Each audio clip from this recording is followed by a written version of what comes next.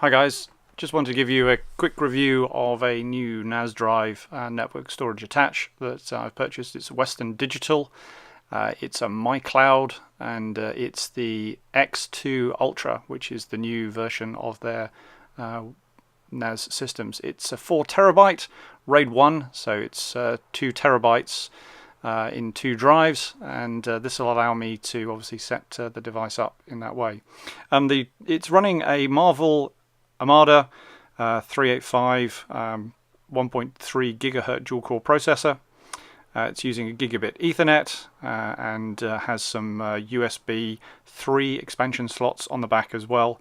It also has 1 gigabyte of DDR3 RAM inside it, so it's a pretty fairly well featured setup here.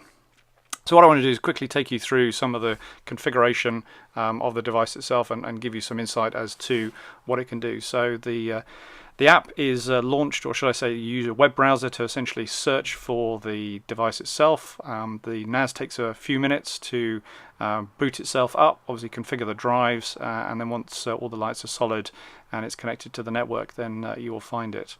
It'll work with Internet Explorer, Safari, Firefox and Google, and essentially the latest versions.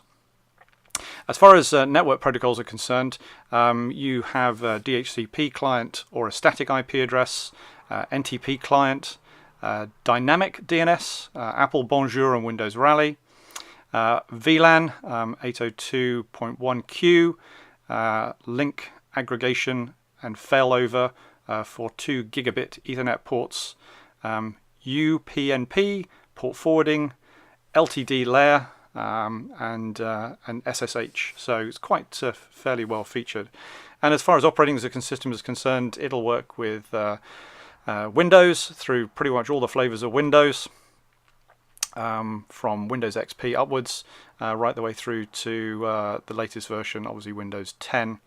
And we're using it on a Mac at the moment, so I'm using the current version of the OS X, which is High Sierra. So this is the main control screen. Here you can see the configuration, and you can see the drive is giving me 2 terabytes. There are 8 applications pre-installed, so these applications are listed here.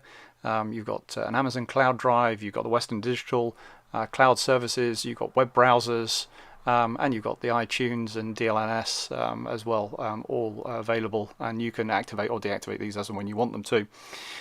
What I want to then do is just sort of show you through some of the setup of the device itself, and we'll go into the configuration. So the first thing I want to do is set up the actual date and time. Format obviously for the UK is day, month, year, and then you want to send the actual geographical location, which in my case is Greenwich Mean Time, which will then all sync to the time server correctly on that one. And once you've done all that, you just save it and let it run to itself. What attracted me to this drive is that you have the MyCloud feature on it, which means that you could remotely access it. I haven't actually used this as yet. You have obviously a very powerful processor running on it, dual core, so from a family point of view, we use multimedia, we use Kodi, and the Kodi system obviously allows us to stream video and music around the house, those people who want to use it as well. And then being a RAID 1, you have the mirror set up of that.